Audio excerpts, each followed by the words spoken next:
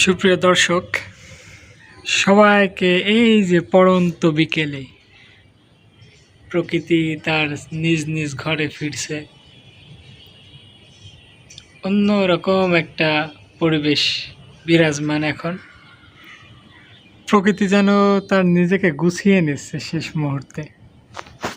ঠিক সেই অবস্থাতে আমিও বসে আছি, আমাদেরও কাজ টুকটাক গুছানো পর্যায়ে।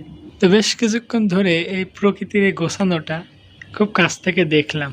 ওই বিল্ডিংটায় রৌদ্র তার শেষ যে ঝাঁজটা দিল, এখন আস্তে আস্তে অন্ধকার হয়ে যাচ্ছে। তো খুব কাছ থেকেই দেখলাম।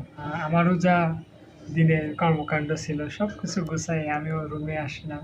আমি ওই প্রকৃতিরই একটা অংশ, এবং প্রকৃতি সে চারিদিকে দেখছি কেন জানি, কেমন জানি পাল্টায় যাচ্ছে, আস্তে আস্তে পাল্টায় যাচ্ছে।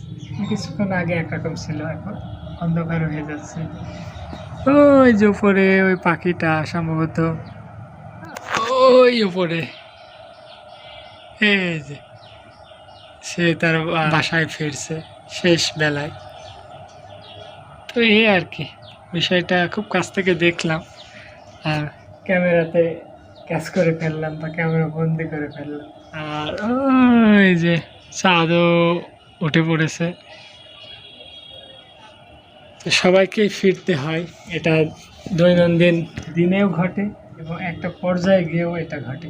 হয়তো বা যদি জীবনের কথা ধরে 60 বছর যদি তার হায়াত থাকে, 60 বছর পরে সে গুছাইয়ে ফেলে, তার জায়গায় তাকে চলে যেতে হয়। আবার দিনেও দেখেন এই যে গুছাইয়ে একটা আবদ্ধ পর্যায়ে আসে।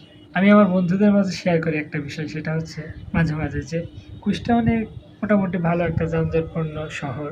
যদি সকালে উপর থেকে দেখা যায়, যদি ওই ফুটেজটাকে খুব দ্রুত করে দেওয়া যায়, তাহলে দেখা যাবে যে পিঁপড়ার মতো মানুষজন বের হয়ে যাচ্ছে রুম থেকে। এটা ঢাকাতে আরও ভালো বোঝা যাবে, যেখানে জনবহুল খুবই বেশি। আবার রাত্রে যদি দেখা যায় খুব সব চারিদিক থেকে গুছিয়ে একটা জায়গায় একটা বিল্ডিংয়ে ঢুকে পড়ছে, পিঁপড়া যেমন ভাবে দেখা যায়। তো এটাই আর কি, এটা দিনেও একটা আবদ্ধ বা ক্লোজের একটা বিষয় থাকে, এটা 60 বছর পরেও একটা ক্লোজের বিষয় থাকে, 10 বছর পরেও একটা ক্লোজের বিষয় থাকে। এটা আর কি এই পড়ন্ত বিকেলে সন্ধ্যার আগ মুহূর্তে উপলব্ধি করলাম। তো ধন্যবাদ সবাইকে।